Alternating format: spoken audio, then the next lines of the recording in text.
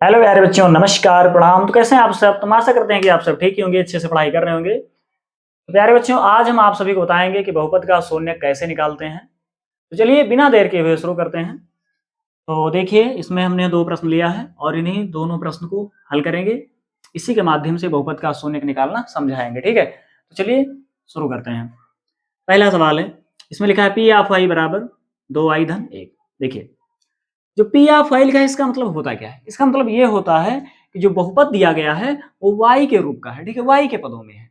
जैसे मान लो x के पदों में होता तो यहीं पर लिख देते पी ऑफ x, मतलब आगे जो भी पद होंगे मतलब वो सब x के रूप में होंगे। ठीक है, या q के रूप में करना हो तो पी ऑफ q कर दो, मतलब आगे जितने भी पद होंगे सब q के रूप में होंगे। ठीक है, तो इसका मतलब यही होता है। इसलिए इसे मिटा दे रहे हैं और सवाल शुरू कर रहे हैं। तो देखिए ध्यान से, बहुपद का शून्यक हमें निकालना है इसका। तो देखिए, तो शून्यक निकालना है तो यहां सबसे पहले लिख देंगे शून्यक के लिए, शून्यक के लिए।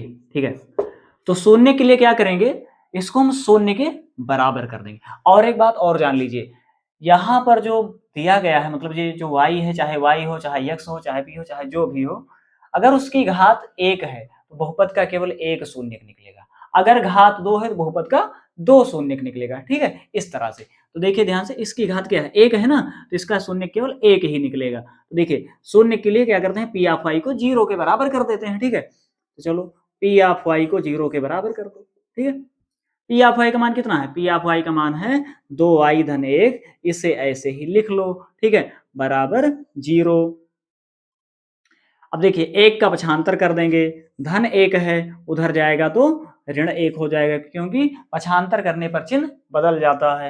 ये आप सभी को पहले से ही पता होगा। ठीक है, देखिए 2 गुणा में है, उधर जाएगा भाग, इसका भी पक्षांतर करेंगे ना, 2 गुणा में उधर जाएगा भाग में हो जाएगा। तो y बराबर -1/2, यही आ गया बहुपद का शून्यक आंसर। ठीक है, प्यारे बच्चों, उम्मीद करते हैं कि ये क्वेश्चन आपके समझ में अच्छे से आ गया होगा। यदि क्वेश्चन समझ में आ गया हो तो प्लीज एक लाइक कर दीजिए और कमेंट भी कर दीजिए। ठीक है, तो ये सवाल नोट कर लो, उसके बाद अगला सवाल बताएं।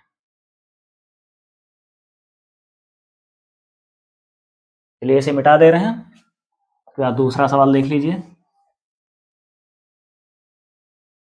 सवाल नंबर 2 है, ध्यान से देखिएगा। पहले सवाल यहाँ पर ऐसे उतार ले रहे हैं। ठीक है, सवाल नंबर 2 क्या लिखा है, पी ऑफ एक्स बराबर x square plus 5x plus 6।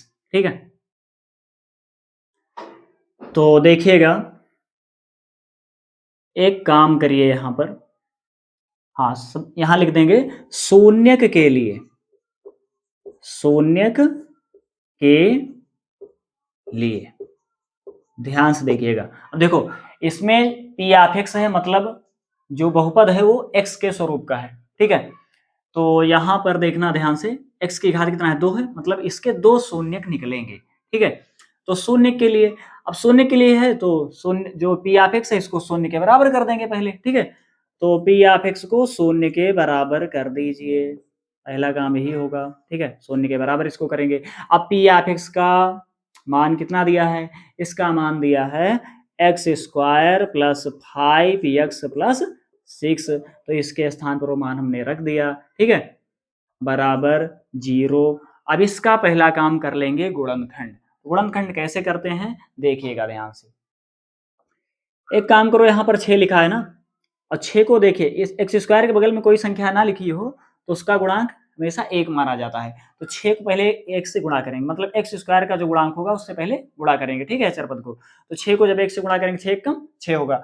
अब ऐसी संख्या ज्ञात करो, ऐसी संख्या ज्ञात करो कि गुणा करने पर 6 आए, और चूंकि आगे प्लस का चिन्ह है ना 6 के पास में, तो जोड़ने पर 5 आना चाहिए। तो देखो 3 में जब 2 जोड़ेंगे तो 5 होगा, और 3 को 2 से गुणा करेंगे तो 6 हो जाएगा। ठीक है, तो देखिए ध्यान से, यहाँ पर लिखो एक्स स्क्वायर प्लस, यहाँ लिखेंगे 2 धन 3, और ब्रैकेट के बाहर ये जो यक्स है यक्स लिख देंगे, प्लस 6 है 6 लिख दो, बराबर का 0। ठीक है, x square plus bracket open करेंगे, गुणा हो जाएगा x से, तो हो जाएगा 2x, और हो जाएगा धन धन का गुणा धन 3x, और धन 6 बराबर का 0। ठीक है, अब इसमें देखो कॉमन क्या है, देखो x यहाँ भी है तो x कॉमन हो जाएगा, x की घात 2 है, एक x कॉमन होगा तो एक x बचेगा यहाँ पर, और यहाँ पर देखिए x है वो कॉमन हो गया तो कितना बचा, केवल 2 बचा।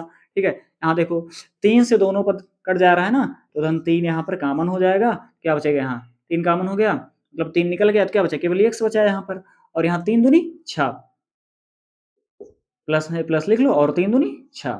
ठीक है, तो देखिए x धन 2 दोनों पद में आ गया, तो x धन 2 अब ले लेंगे कॉमन, तो अन्य ब्रैकेट में क्या बचेगा, यहाँ पर बचेगा x धन 3। ठीक है, x धन 3 बचेगा, बराबर में 0 है, 0 लिख दो ऐसे। ठीक है, अब क्या करेंगे देखिएगा ध्यान से, एक बार इसको 0 के बराबर करेंगे तो पहला शून्य प्राप्त होगा, और जब इसको 0 के बराबर करेंगे तो दूसरा शून्य प्राप्त हो जाएगा। ठीक है, तो देखिए लिखो x प्लस 2 बराबर 0, x बराबर क्या हो जाएगा माइनस का 2, ये पहला शून्य का आ गया, पक्षांतर करेंगे ना 2 का तो प्लस में उधर जाएगा -2 हो जाएगा।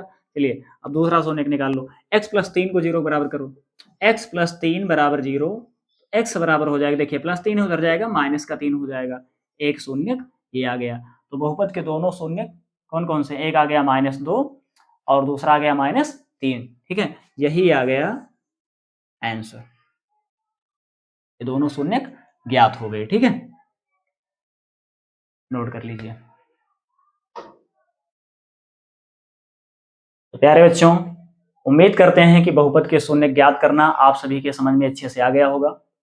यदि बहुपद का शून्य ज्ञात करना अच्छे समझ में आ गया हो तो प्लीज एक प्यारा सा कमेंट करके जरूर बताइए, और यदि आप चैनल पर नए हैं तो चैनल को सब्सक्राइब जरूर कर लीजिए, और साथ में बेल आइकन भी प्रेस कर लीजिए, ताकि जैसे ही वीडियो अपलोड करें उसका नोटिफिकेशन तुरंत आप तक पहुंचे और आप नए नए वीडियो देख सकें।